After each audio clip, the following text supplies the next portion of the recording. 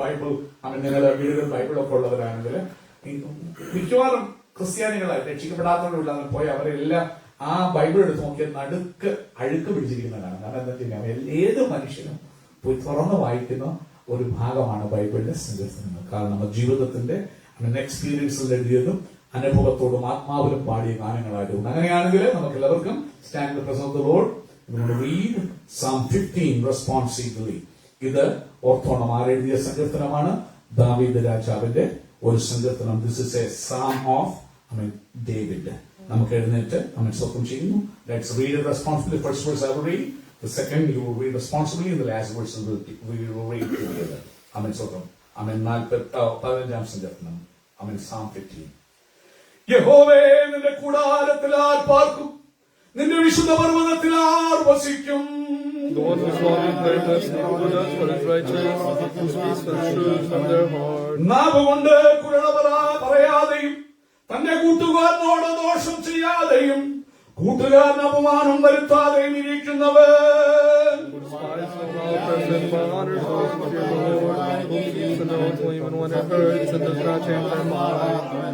സ്വന്തം അടുത്ത വാക്യം നമുക്ക് ചേർന്ന് പാടി അവനെ സ്തുതിക്കാം. തന്റെ ദ്രവ്യം പലിശയ്ക്ക് കൊടുക്കാതെയും കുറ്റമില്ലാത്തവന് വിരോധമായി കൈക്കൂലി വാങ്ങാതെയും ഇരിക്കുന്നവൻ. ഇങ്ങനെ ചെയ്യുന്നവൻ ഒരു നാളും കുലുങ്ങിപ്പോകയില്ല. നമ്മുടെ വിശുദ്ധകരങ്ങളെ ഉയർത്തി കർത്താവിനെ സ്തുതിക്കാം. Hallelujah, hallelujah, hallelujah. പ്രാർത്ഥനയോടെ ദിവസം ധാനിക്കാം. I request സ്വന്തം sister Sheena to come forward and share from the word of God. I will be translating.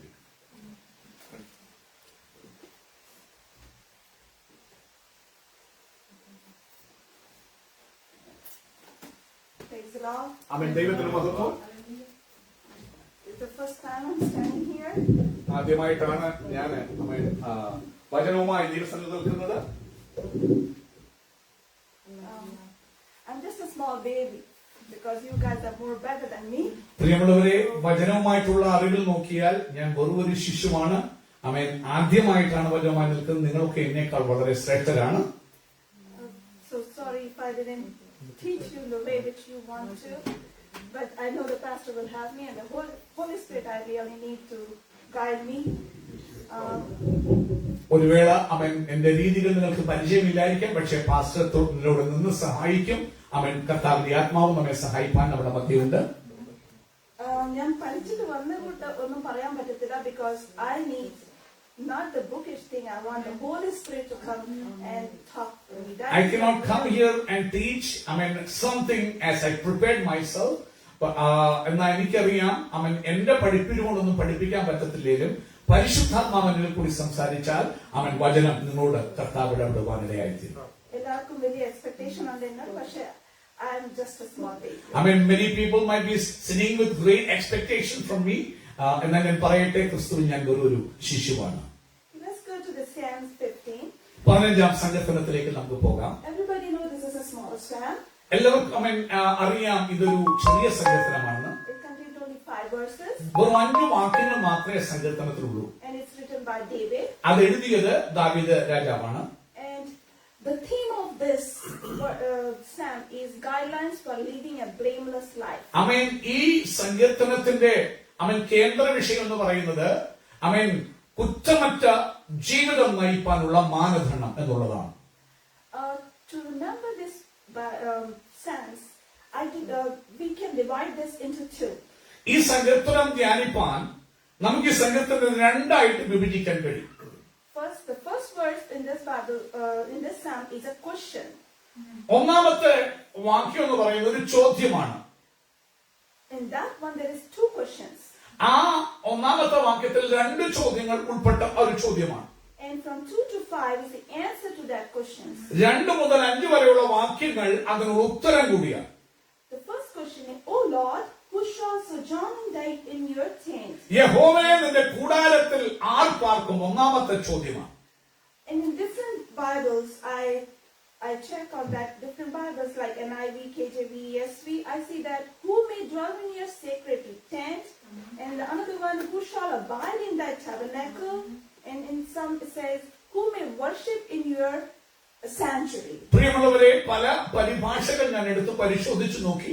ഓരോരുത്തരും ആ ഭാഗം പല രീതിയിലാണ് പറയുന്നത്. എന്നാൽ വിഷയം ഒന്നാണെങ്കിൽ പോലും പല രീതിയിലാണ് അവതരിപ്പിക്കുന്നത്. ഒരാൾ ചോദിക്കുന്നു, നിന്റെ കൂടാരത്തിൽ ആർ പാർക്കും? ഒരാൾ ചോദിക്കുന്നു, അവൻ സ്തോത്രം ചെയ്യുന്നു, നിന്റെ ആരാധന സന്നിധിയിൽ ആർ കടന്നു വരും? അവൻ നിന്റെ അവൻ സ്തോത്രം നീ ഒരുക്കിയ ദൈവസാന്നിധ്യമുള്ള സ്ഥലത്ത് ആർ നിൽക്കുന്നതിന് പല ചോദ്യങ്ങൾ പല പരിഭാഷയിൽ നോക്കുമ്പോൾ ആ ഭാഗത്തെ കുറിച്ച് വർണ്ണിക്കുന്നത് കാണാൻ കഴിയും. That is the question 1. And the question 2 is, who may live on your holy mountain? അവൻ രണ്ടാമത്തെ ചോദ്യം ഇതാണ്. അവൻ സ്തോത്രം ചെയ്യുന്നു, നിന്റെ വിശുദ്ധ പർവ്വതത്തിൽ അവൻ ആർ വസിക്കും? Or who may live on your holy hill? അവൻ നിന്റെ വിശുദ്ധ മലയിൽ അവൻ ആർ വസിക്കും? Literally, the tent meaning the tabernacle where God promised to be present. അവൻ നിങ്ങൾക്കറിയാം, ടെന്റ് അല്ലെങ്കിൽ കൂടാരം എന്ന് പറഞ്ഞു കഴിഞ്ഞാൽ സമാഗമന കൂടാരം, ദൈവസാന്നിധ്യം ദൈവശക്തിന ഇറങ്ങി വസിക്കുന്ന ഇടമാണല്ലോ സമാഗമന കൂടാരം. പഴയ നിയമം നോക്കിയാൽ നമുക്കറിയാം. So his people could come to worship him. അവൻ അവിടെ അവന്റെ ജനത്തിന് ആരാധനയ്ക്ക് കടന്നു വരുവാൻ ഒരിടമുണ്ട് ഈ അവൻ കൂടാരത്തിൽ. In Psalms 22, may he send help from sanctuary and grant you support from Zion. Here, what is this sanctuary mean? അവൻ നോക്കൂ, സങ്കീർത്തനം 22 അവൻ കൂടാരത്തിൽ നിന്ന് സഹായം അയക്കട്ടെ, അവൻ സ്വന്തം വിശുദ്ധ നിവാസത്തിൽ നിന്ന് നിന്നെ തുണയ്ക്കട്ടെ. അപ്പോൾ എന്താണ് ഈ വിശുദ്ധ നിവാസം? എന്താണ് അവൻ ഈ കൂടാരം എന്ന് പറയുന്നത്? A holy place. അതൊരു വിശുദ്ധ സ്ഥലമാണ്. Zion means the holy mountain where the temple was later built. അവൻ സയൺ എന്ന് പറയുന്നത്, സിയോൻ പർവ്വതം എന്ന് പറയുന്നത് പിന്നീട് അവൻ സ്വന്തം യെരുശലേം ദേവാലയം പണയപ്പെട്ട മലയാണ് സിയോൻ മല. Where is holy hill or where is God's holy mountain? It's written in Psalms 43:3. അവൻ സങ്കീർത്തനം 43:3 പറയുന്നുണ്ട്, അവൻ സ്വന്തം ചെയ്യുന്നു എവിടെയാണ് ഈ മല സ്ഥിതി ചെയ്യുന്നത് എന്ന്. The psalmist refers Mount Zion as a holy hill or holy mountain. അവിടെ അവൻ സ്തോത്രം ചെയ്യുന്നു, ഈ അവൻ സ്തോത്രം ചെയ്യുന്നു മലയെ വിശുദ്ധ പർവ്വതത്തിലേക്ക് വിശുദ്ധമായിട്ട് അവൻ സങ്കീർത്തനം 43:3 പറയുന്നു. Mount Zion is the site of the Jerusalem temple, God dwelling place. അവൻ ദൈവത്തിന്റെ വാസമുള്ള യെരുശലേം ദേവാലയം ഇരിക്കുന്ന സ്ഥലമാണ് ഈ സിയോൻ പർവ്വതം എന്ന് പറയുന്നത്. It was thought that this was the same mountain where God told Abraham and provided a sacrifice, which is written in Genesis 22:13-14. He took ram to sacrifice instead of his son. അവൻ സങ്കീർത്തനം 22 13 മുതൽ 14 വരെയുള്ള വാക്യങ്ങളില് പറയപ്പെടുന്നതും, അതായത് അവൻ വചനം പഠിക്കുകയാണെങ്കിൽ നിങ്ങൾ അവൻ ഉൽപ്പത്തി പുസ്തകത്തിലേക്ക് പോകുമ്പോൾ അബ്രഹാമിനെ ദൈവം ആരാധനയ്ക്ക് വേണ്ടി സ്വന്തം മകനെ അർപ്പിപ്പാൻ വിളിക്കുമ്പോൾ, ഞാൻ നിന്നെ കാണിക്കാനിരിക്കുന്ന മലയിൽ മോറിയ ദേശത്ത് ചെല്ലണമെന്ന് പറയുമ്പോൾ അവൻ സ്വന്തം അബ്രഹാം യാഗം കഴിച്ചതും അബ്രഹാമിന് വേണ്ടി ഒരു ആട്ടുകൊറ്റനെ കരുതിയതുമായ അവൻ ഈ മല ഇത് തന്നെയാണെന്ന് ദൈവം പഠിക്കുമ്പോൾ നമുക്ക് കാണാനായിട്ട് കഴിയും. We can see about Holy Hill in different Bible verses in Psalms 2:6, 3:4, 15:1, 48:2. There's a differences. So, നിങ്ങൾ വചനം പഠിക്കുകയാണെങ്കിൽ അവൻ ഈ മലയെക്കുറിച്ച്, സിയോൻ മലയെക്കുറിച്ച്, സിയോൻ പർവ്വതത്തെക്കുറിച്ച് അനവധി സങ്കീർത്തനങ്ങളില് ഇത് പറയുന്നുണ്ട്. സങ്കീർത്തനം 2 അങ്ങനെ പറഞ്ഞ ഈ ലിസ്റ്റിൽപ്പെട്ട എല്ലാ സങ്കീർത്തനങ്ങളും അവൻ ഈ മലയെക്കുറിച്ച്, സിയോൻ പർവ്വതത്തെക്കുറിച്ച് സംസാരിക്കുന്നുണ്ട്. So now, what's the sanctuary or the holy place? Is holy hill is where 2 or 3 people gather together. നിങ്ങൾക്കറിയാം, ഈ തിരുനിവാസം അല്ലെങ്കിൽ ഈ കൂടാരമുള്ള ഈ സ്ഥലം, അല്ലെ ഈ പർവ്വതം ഇരിക്കുന്ന സ്ഥലം, ദൈവ തിരുനിവാസം ഉള്ളിടത്ത് എന്താണ് അവിടെ നടക്കുന്നത്? അവിടെ ആൾക്കാർ കൂടി വരുന്നു, 2 or 3 പേർ ഒരുമിച്ച് കൂടി വരുന്നു. എന്തിന്? ദൈവത്തെ സ്തുതിക്കുവാൻ, ദൈവത്തെ ആരാധിക്കുവാൻ. That's in Matthew 18:20. So when we 2 or 3 together, when we all get together, is a place called sanctuary. പ്രിയമുള്ളവരെ, അവൻ സ്വന്തം ദൈവം പഠിക്കുമ്പോൾ യേശുനാഥൻ പഠിപ്പിക്കുന്ന ഭാഗം മത്തായി സുവിശേഷത്തിൽ നമുക്ക് കാണാൻ കഴിയും. 2 or 3 പേർ എന്റെ നാമത്തിൽ കൂടി വരുന്നവരുടെ മധ്യത്തില് ഞാൻ എഴുന്നള്ളി വരും. ഇപ്പോൾ ദൈവസാന്നിധ്യം ഉള്ള സ്ഥലമാണ് തിരുനിവാസം, ഇല്ലെങ്കിൽ സമാപന കൂടാരം. പുതിയ നിയമം വരുമ്പോൾ യേശു അതിനെ പഠിപ്പിക്കുമ്പോൾ 2 or 3 പേർ അവന്റെ നാമത്തിൽ കൂടി വരുമ്പോൾ അവൻ അവരുടെ മധ്യേ വരും. അപ്പോൾ ദൈവസാന്നിധ്യമുള്ള ഇടമാണ് അവൻ നാം കൂടി വരുന്ന ഇടം. അതിന്റെ അർത്ഥം നമ്മൾ എല്ലാവരും ഒരുമിച്ച് ഇവിടെ വിളിക്കുമ്പോൾ this is the tent. The God presence is here. That means when we are gathered together in the name of our Lord, the place where we sit, നാം ഇരിക്കുന്ന ഇടം എന്ന് പറയുന്നത് അവന്റെ കൂടാരമാണ്. നാം ഇരിക്കുന്ന ഈ സ്ഥലമാണ് സിയോൻ പർവ്വതമുള്ള ഇടം. ഇവിടെയാണ് അവന്റെ സാന്നിധ്യം വസിക്കുന്നത്. So this the first verse questions. So, നമ്മൾ ഇവിടുന്ന് how we have to go over there. So, who will dwell in there? Who will be over there? ആ ഒന്നാമത്തെ വാക്യത്തിലെ ആ രണ്ട് ചോദ്യങ്ങളാണ്. ചോദ്യം ഇങ്ങനെയാണ്, ആ കൂടാരത്തിൽ ഇന്നിപ്പോൾ ചിന്തിച്ചു വന്ന ഈ കൂടാരത്തിൽ, ഇല്ലെങ്കിൽ ഇന്ന് നിങ്ങൾ വന്നിരിക്കുന്ന ഈ ആരാധന ആലയത്തിൽ, ഈ സന്നിധിയില് അവൻ പാർക്കും? ആർക്ക് പാർക്കാൻ കഴിയും? ആർക്ക് കടന്നു വന്നിരിക്കാൻ കഴിയും?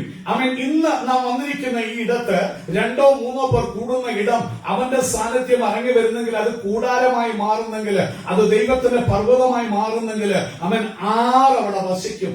ആർക്ക് ഇവിടെ വസിക്കാൻ കഴിയും? കണ്ട എല്ലാവരും വന്ന് കയറിയിരിക്കാനുള്ള ഇടമല്ല ദൈവ സാന്നിധ്യം വസിക്കുന്ന ഇടമെന്ന് മനസ്സിലാക്കണം.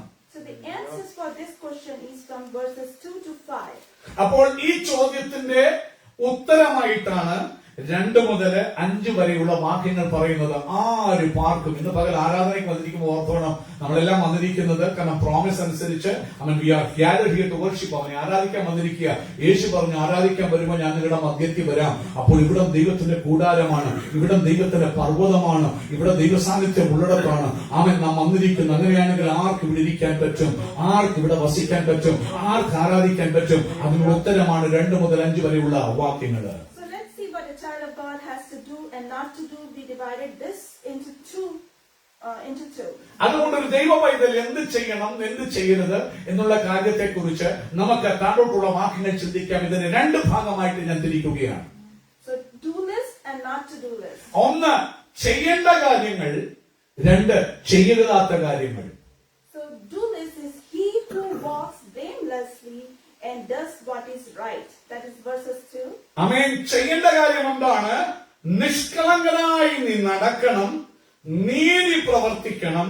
2ാമത്തെ വാക്യത്തില് ഹൃദയപൂർവ്വം സത്യം സംസാരിക്കാം. ഈ കാര്യങ്ങൾ നീ ചെയ്യേണ്ട കാര്യം. ഇപ്പൊ നിഷ്കളങ്കനായി നടക്കണം, നീതി പ്രവർത്തിക്കണം, ഹൃദയപൂർവ്വം ട്രൂത്ത് സംസാരിക്കണം. Second I divided like this: speak truth in his heart, the one who said the truth.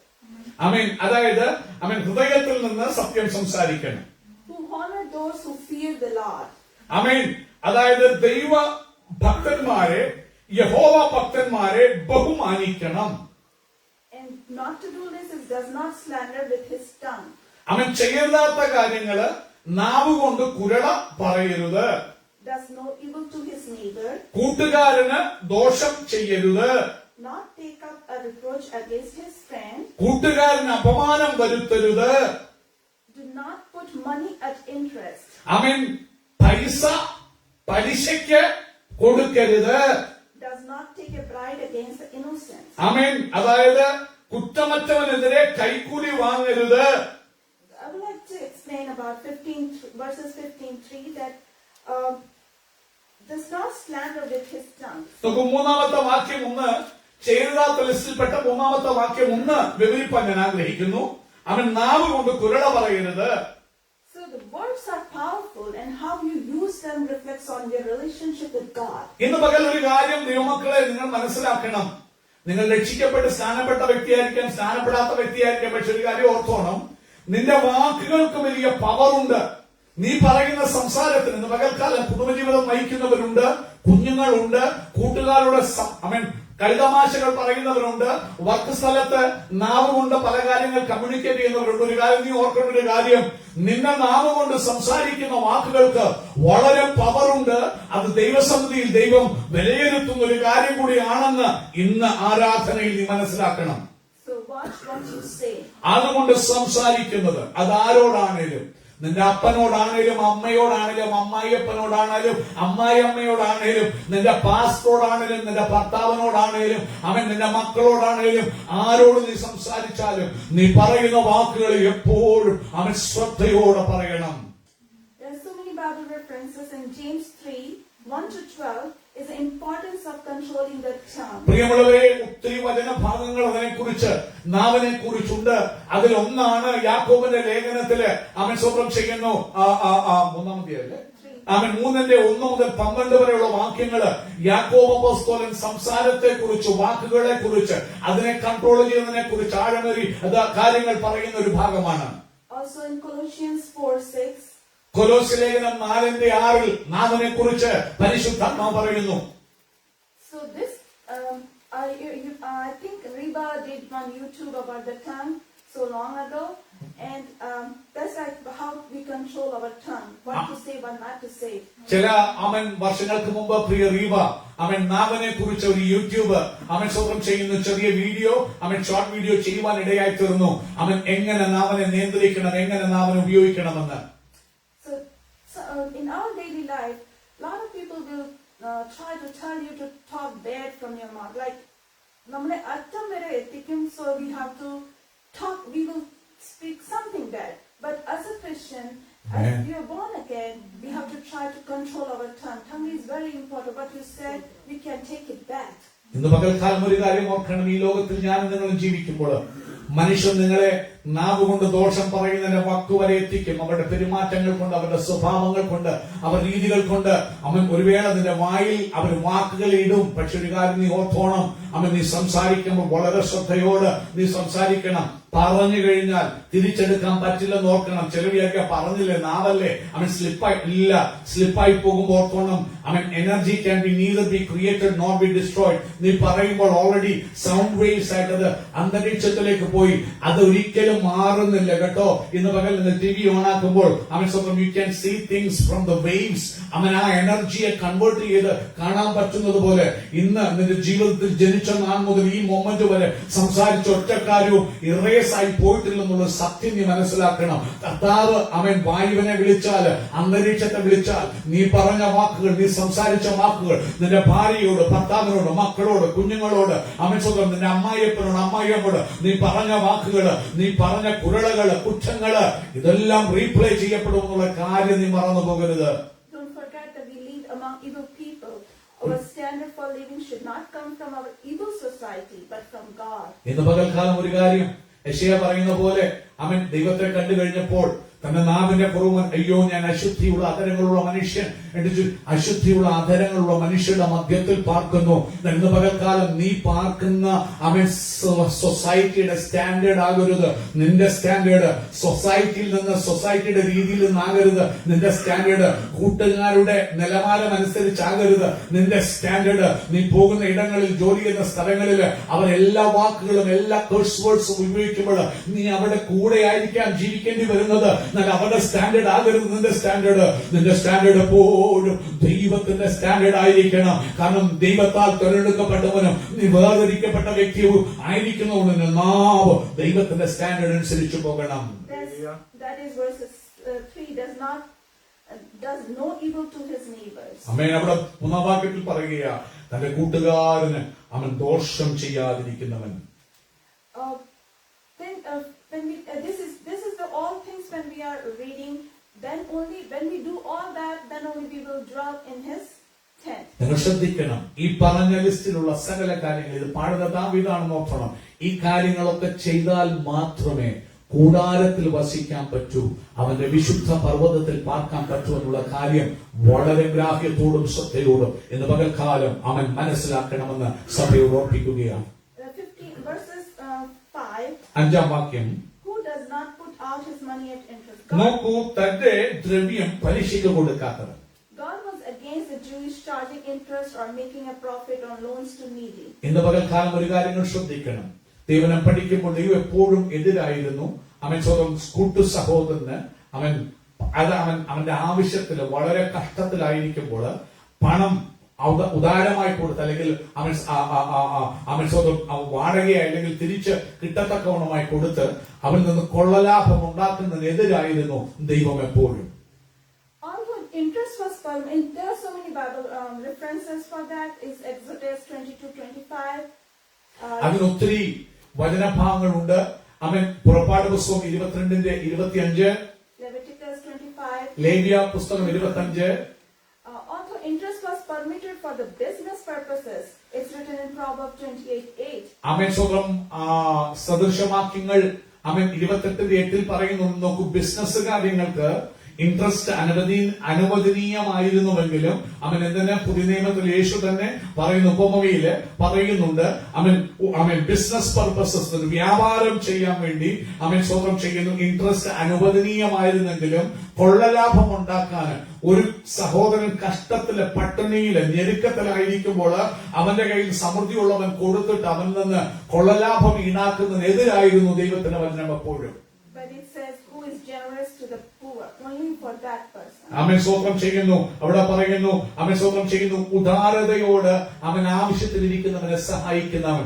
അവൻ അങ്ങനെയുള്ളവർക്ക് എതിരായി നിങ്ങൾ പലിശ, അതായത് ആവശ്യത്തിലിരുന്ന് ഞെരുക്കത്തിൽ നിന്ന് കഷ്ടം കയറി മൂടിയിരിക്കുമ്പോൾ നിന്റെ ധനം കൊണ്ട് കൊടുത്തിട്ട് അവനിൽ നിന്ന് അവന്റെ എല്ലാം പിടുങ്ങുന്ന അവസ്ഥകൾക്ക് എതിരാണ്. അപ്പൊ ആ ഒരു പർപ്പസില് നീ ഒരിക്കലും അവൻ സ്വന്തം പലിശ കൊടുത്ത് കൊള്ളലാഭം ഉണ്ടാക്കരുത് അവൻ എന്ന് വചനത്തിൽ നിന്ന് പഠിക്കാൻ കഴിയും. And some people are so obsessed with money that they will change them.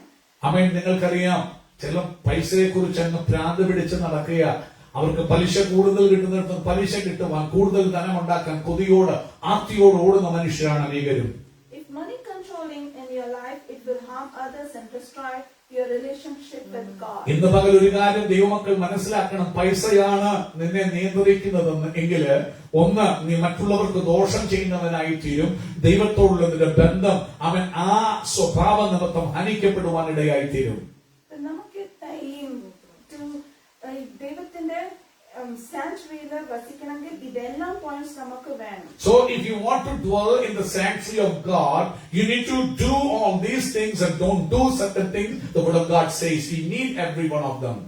I would like to connect this with the theme of this month. അവൻ അതുകൊണ്ട് അതിനെ ഈ മാസത്തെ ചിന്താവിഷയത്തോട് കൂടെ ഒന്ന് ബന്ധപ്പെടുത്തുവാൻ ഞാൻ ആഗ്രഹിക്കുന്നു. To perfect holiness, we have to repent.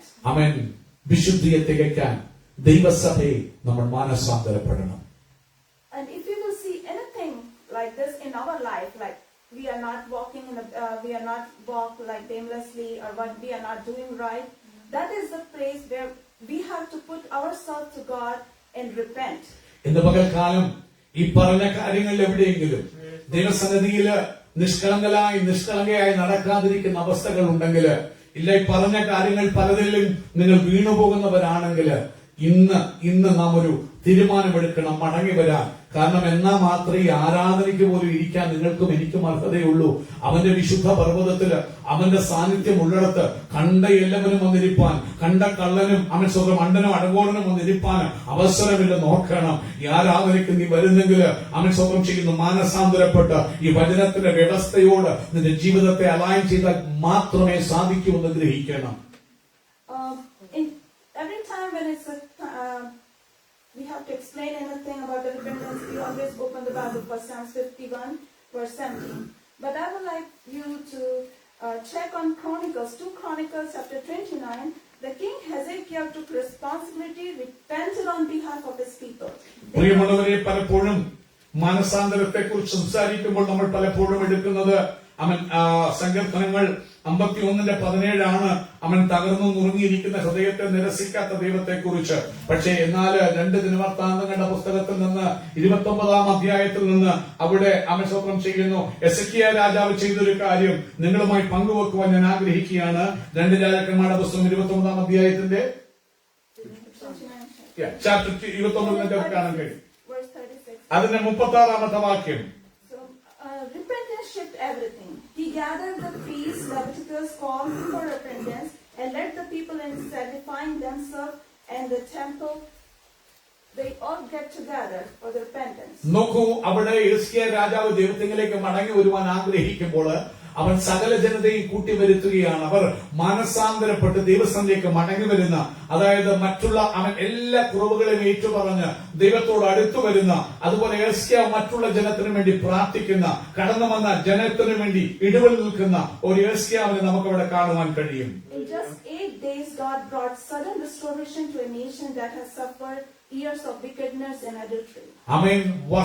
നീണ്ട വർഷങ്ങള് ദുഷ്ടതകൾ ജീവിച്ചിരുന്ന ഒരു രാഷ്ട്രത്തെ, ഒരു സമൂഹത്തെ 8 ദിവസം കൊണ്ട് ദൈവത്തോട് അടുപ്പിച്ചൊരു പ്രവൃത്തി ഹിസ്കിയാവിന്റെ കാലത്ത് നടക്കാനിടയായി. മാനസാന്തരത്തിലേക്ക്, രൂപാന്തരത്തിലേക്കും ദൈവത്തിലേക്ക് മടങ്ങി വരുന്ന ഒരു അവസ്ഥ അവനിലേക്ക് വരുത്തുന്ന ഒരു അവസ്ഥ നമുക്ക് അവൻ ഹിസ്കിയാവിൽ 2 പുസ്തകം 29 അധ്യായത്തില് കാണാനായിട്ട് കഴിയും. Over there also there is a repentance.